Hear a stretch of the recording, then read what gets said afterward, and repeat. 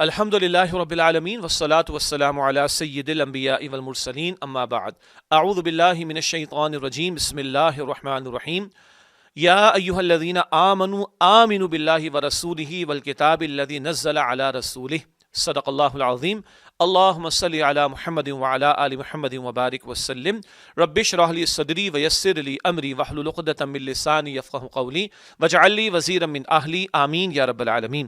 ناظرین کرام السلام علیکم ورحمۃ اللہ وبرکاتہ۔ رب العالمین کی توفیق سے گزشتہ ایک نشست میں ہم نے قرآن حکیم اور رحم کے عنوان سے کلام کیا، اور مقصود یہ تھا کہ ایک احساس ہو کہ قرآن حکیم کے ساتھ تعلق میں اگر کمی، کوتاہی یا غفلت ہے تو ہم اس کو دور کرنے کی کوشش کریں، اور یہ وعدہ کیا گیا تھا کہ آئندہ کی نشستوں میں ہم قرآن مجید کے حقوق پر کلام کریں گے، جیسے کہ اللہ کے نبی صلی اللہ علیہ وسلم کی حدیث مبارک ہمارے سامنے آئی کہ اللہ اس قرآن کی بدولت قوموں کو عروج دے گا، اور اس قرآن کو ترک کر دینے کی وجہ سے قوموں کو ذلیل اور رسوا کر دے گا۔ اور یہ مسلم شریف کی روایت ہے۔ مسلم شریف کی ایک اور روایت میں ذکر آیا تھا، اور ہم نے حدیث شریف کا مطالعہ کیا تھا، یہ قرآن تمہارے حق میں حجت ہوگا، یہ تمہارے خلاف حجت ہوگا، تمہارے لیے شفاعت کرے گا، تمہارے خلاف شکایت کر رہا ہوگا۔ تو آئیے آج جاننے کی کوشش کریں اس قرآن کو اپنے حق میں شفاعت کرنے والا کیسے بنایا جائے۔ ذکر ہوا تھا پچھلے ایک پروگرام میں کہ ہم قرآن مجید کے 5 حقوق پر کلام کریں گے، الگ الگ پروگرامز میں، ڈیفرنٹ ایپیسوڈز میں انشاءاللہ تعالی۔ آج ہم بات کریں گے وہ قرآن کریم کے پہلے حق پر۔ البتہ میں آپ کے سامنے دہرائی دیتا ہوں کہ ہر مسلمان پر لازم ہے، نمبر 1 وہ قرآن حکیم پر ایمان رکھے، نمبر 2 قرآن حکیم کی باقاعدہ تلاوت کرے، نمبر 3 قرآن حکیم کو سمجھنے کی کوشش کرے، نمبر 4 قرآن حکیم کے احکامات پر عمل اور ان احکام کے نفاذ کی جد و جہد و محنت کرے، اور نمبر 5 اس قرآن حکیم کے پیغام کو دوسروں تک پہنچانے کی کوشش کرے۔ دوبارہ دہرا لیتے ہیں، قرآن حکیم کے حقوق کے تعلق سے پہلی بات ایمان، دوسری بات تلاوت، تیسری بات فہم، چوتھی بات عمل، اور پانچویں بات تبلیغ۔ آج کی نشست میں قرآن حکیم پر ایمان کے تعلق سے انشاءاللہ تعالی ہم کلام کرنے کی کوشش کریں گے۔ ابتدا میں ایک آیت کریمہ میں نے آپ کے سامنے تلاوت کی، اس کا پہلے ترجمہ سماعت فرمائیے گا، اس کے ایک حصے کا۔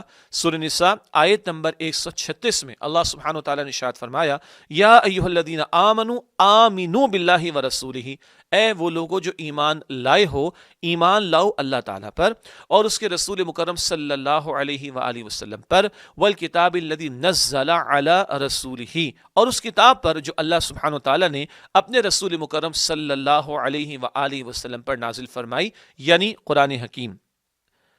پہلی مرتبہ جو لوگ یہ ترجمہ سنتے ہیں ان کو تھوڑا عجیب بھی فیل ہوتا ہے۔ عجیب فیل ہوا آپ کو؟ نہیں ہوا؟ ذرا سنیے ترجمے کو۔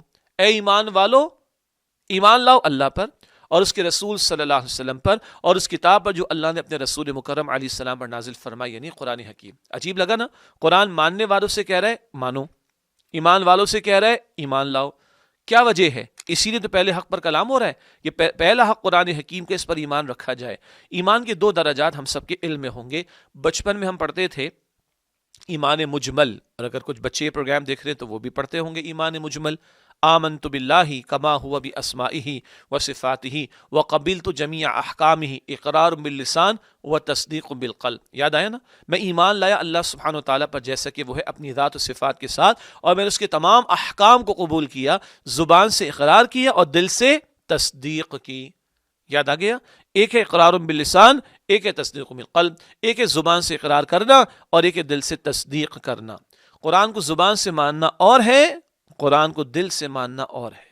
سبھی قرآن کو مانتے ہیں، سارے ہی مسلمان قرآن کریم کو مانتے ہیں، مگر کتنے لوگ قرآن حکیم کو کھولتے ہیں؟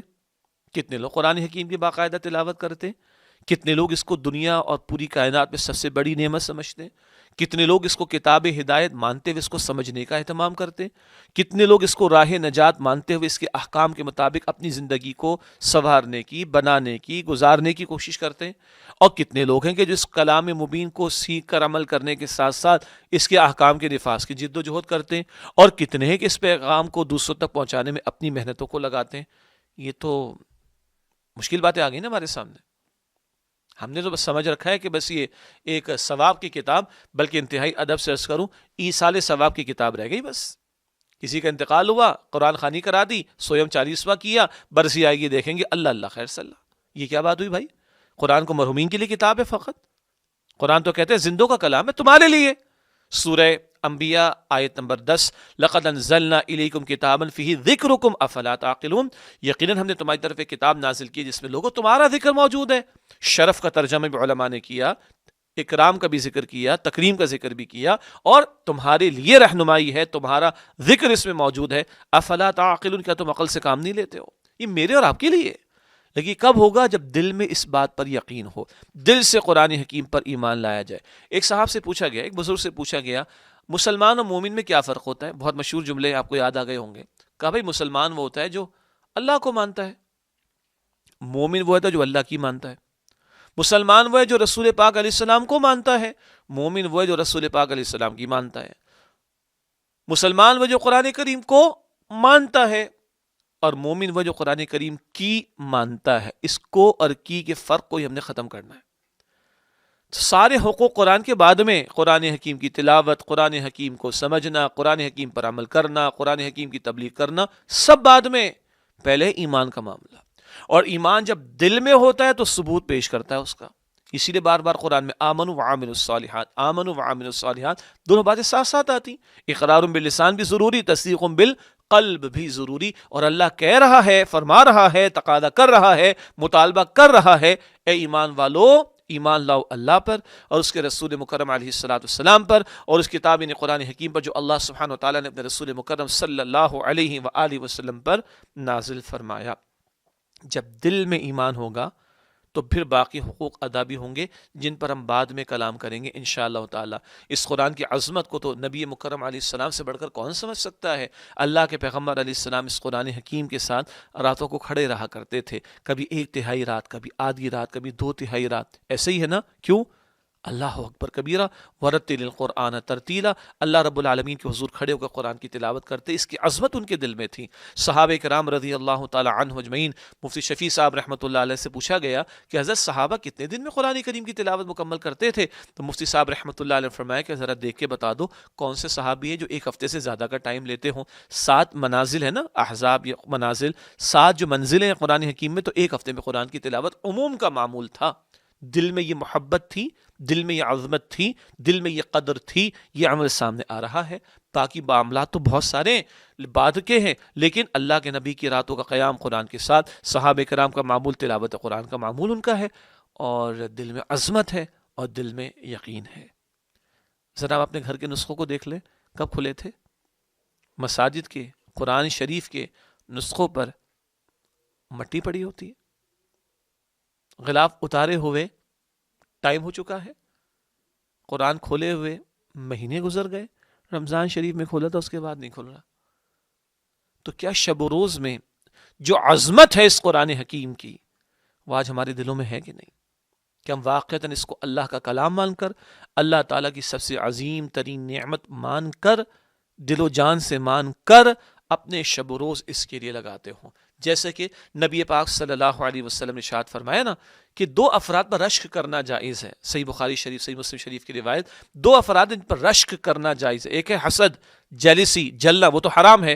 رشک کیا ہے؟ کسی کے پاس کوئی شے کو نعمت دیکھی اور اچھا اس کے پاس ہے، میں بھی ایسا ہو جاؤں، یہ بھی 2 پر جائز ہے۔ آپ صلی اللہ علیہ وآلہ وسلم نے فرمایا ایک وہ جس کو اللہ نے دولت مال دیا، دن رات وہ راہ خدا میں خرچ کرنے میں لگا رہتا ہے، اور دوسرا وہ جس کو اللہ تعالیٰ نے قرآن دیا اور دن رات اس کے ساتھ لگا رہتا ہے۔ اللہ اکبر کبیرہ، یہ قابل رشک ہے۔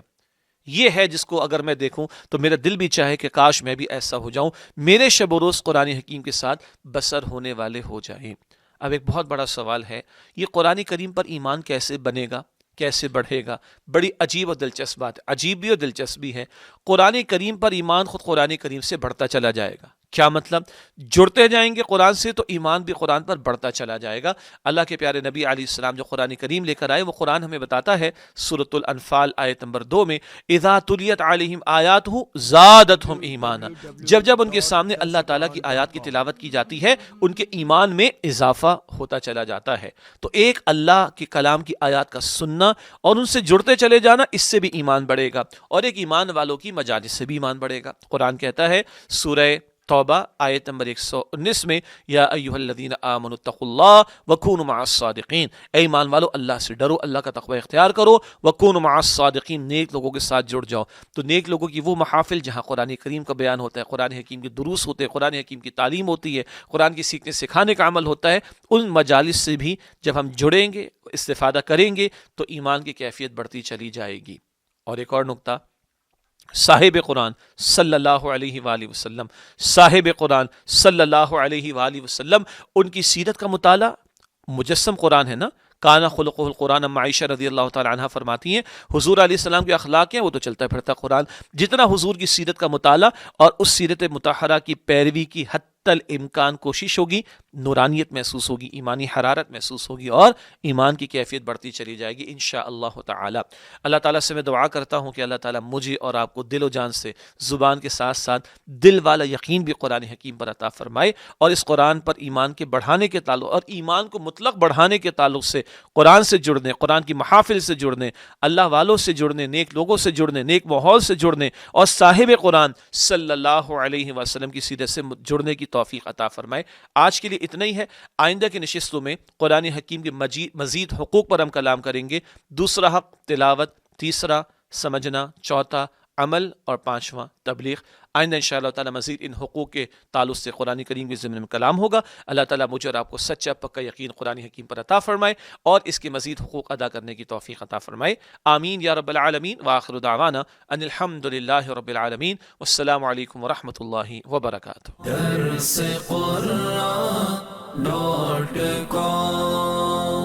www.darsequran.com